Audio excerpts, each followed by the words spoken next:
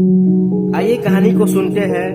Robert Kiyosaki की कहानी, जिसकी दो डैडी थे, एक अमीर एक गरीब। कि उनके डैडी ने उनको क्या बताया, क्या सिखाया, क्या कहा, ताकि वो सफल इंसान बन पाया, एक सफल इंसान बन पाया, एक सफल अमीर इंसान बन पाए। हो सके तो हम लोग इस कहानी से सीखेंगे सुनने के बाद, और लाइफ में इम्प्लीमेंट करके में भी हम लोग अमीर इंसान बन सकते हैं जो हम लोग चाहते हैं। तो चलिए इस कहानी को सुनते हैं। तो रॉबर्ट कियोसाकी अपने कहानी सुनाते हैं। रॉबर्ट कियोसाकी कहते हैं, मेरे दो डैडी थे, एक अमीर और एक गरीब। एक उच्च शिक्षित और बुद्धिमान थे, वे PhD थे और उन्होंने 4 साल का पूर्व स्नातक पाठ्यक्रम 2 साल में ही पूरा कर लिए थे। इसके बाद पढ़ाई करने के लिए वे स्टैनफोर्ड यूनिवर्सिटी, शिकागो यूनिवर्सिटी और नॉर्थ वेस्टर्न यूनिवर्सिटी गए। जाहिर है पूरी स्कॉलरशिप पर उसने किया। दूसरे डैडी कभी 8वीं क्लास भी पास नहीं कर पाए। रॉबर्ट कियोसाकी कहते हैं, रॉबर्ट कियोसाकी आगे कहते हैं कि दोनों ही डैडी अपने कैरियर में सफल थे। दोनों ने ही जिंदगी भर कड़ी मेहनत की, दोनों ने ही काफी पैसे कमाए, लेकिन एक हमेशा आर्थिक परेशानियों से जूझते रहे। दूसरे आगे चलकर हवाई के सबसे अमीर लोगों में से एक बने।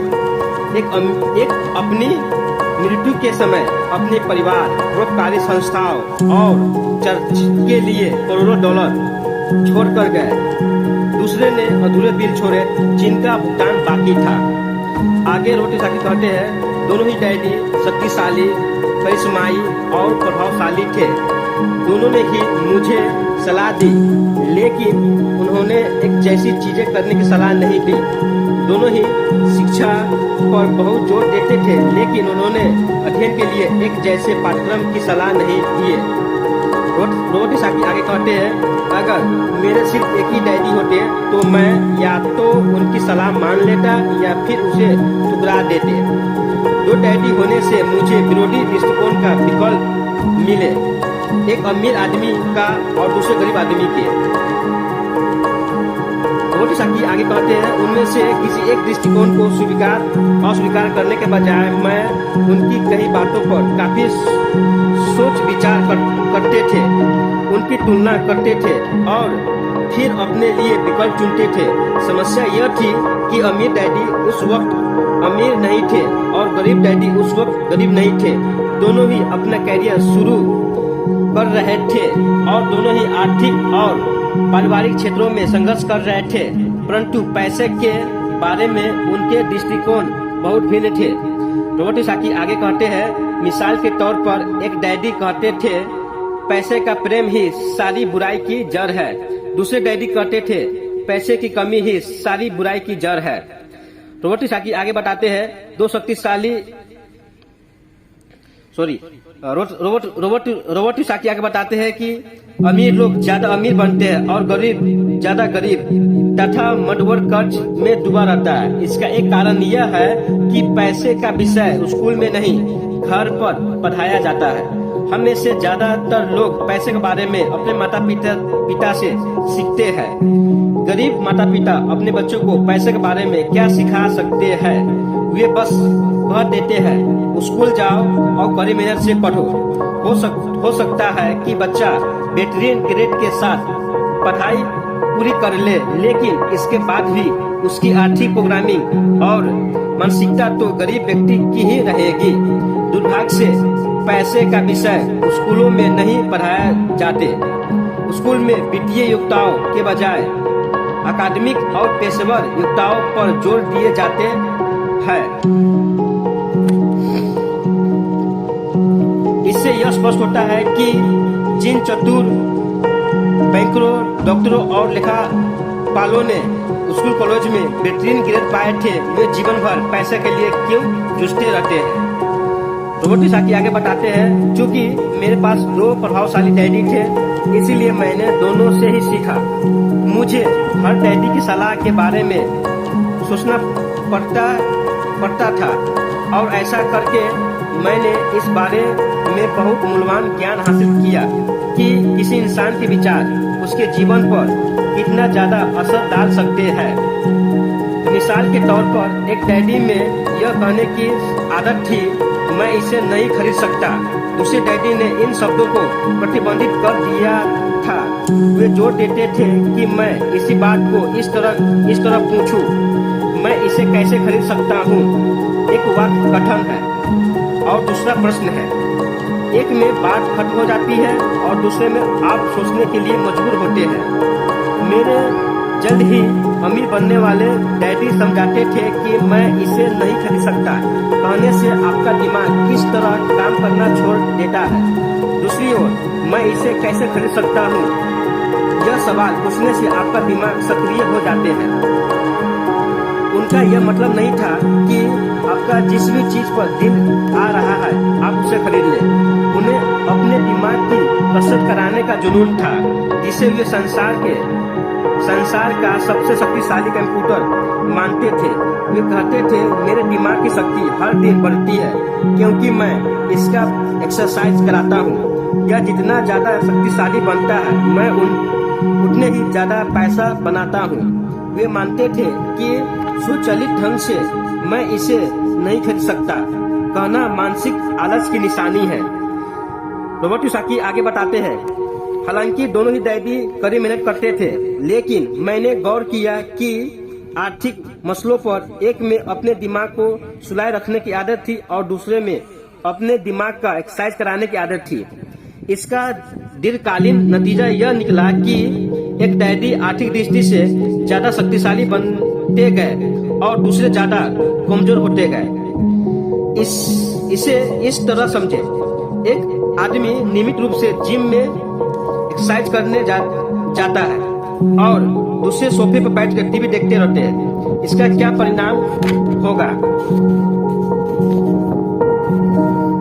जिस तरह सही शारीरिक एक्सरसाइज स्वास्थ्य के लिए आपके अवसरों को बढ़ा देता है, उसी तरह सही मानसिक एक्सरसाइज दौलत के आपके अवसरों को बढ़ा देता है। रॉबर्ट कियोसाकी आगे बताते हैं कि मेरे दोनों डैडियों के विरोधी नजरिए थे और इससे उनके सोचने के तरीके पर असर पड़ता था। एक डैडी सोचते थे कि अमीरों को ज्यादा टैक्स देना चाहिए ताकि गरीबों को फायदा मिल सके। दूसरे डैडी कहते थे, टैक्स उत्पादन करने वाले लोगों को सजा देता है और उत्पादन न करने वालों को पुरस्कार देता है।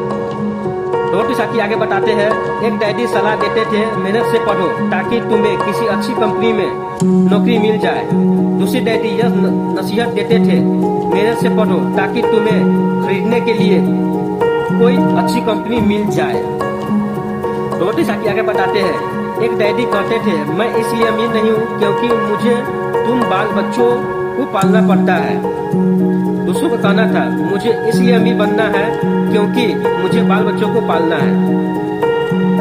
रॉबर्ट कियोसाकी आगे बताते हैं, एक डैडी डिनर टेबल पर पैसे और कारोबार संबंधी बातें करने के लिए हमेशा प्रोत्साहित करते थे, जबकि दूसरे डैडी ने भोजन करते समय पैसे संबंधी बातचीत पर प्रतिबंध लगा रखे थे। रॉबर्ट कियोसाकी आगे ये बताते हैं, एक कहते थे, जहाँ पैसे का मामला हो वहाँ सोचित खेलो, जोखिम मत लो। दूसरे कहते थे, जोखिम को संभालना सीखो।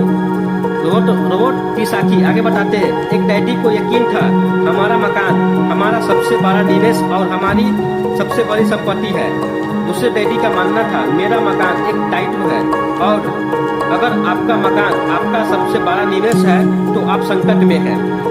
रॉबर्ट कियोसाकी आगे ये कहते हैं, दोनों ही डैडी अपने बिल समय पर चुकाते थे, लेकिन एक अपने बिल सबसे पहले चुकाते थे जबकि दूसरे अपने बिल सबसे अंत में चुकाते थे। एक डैडी का यह मानना था कि कंपनी नहीं।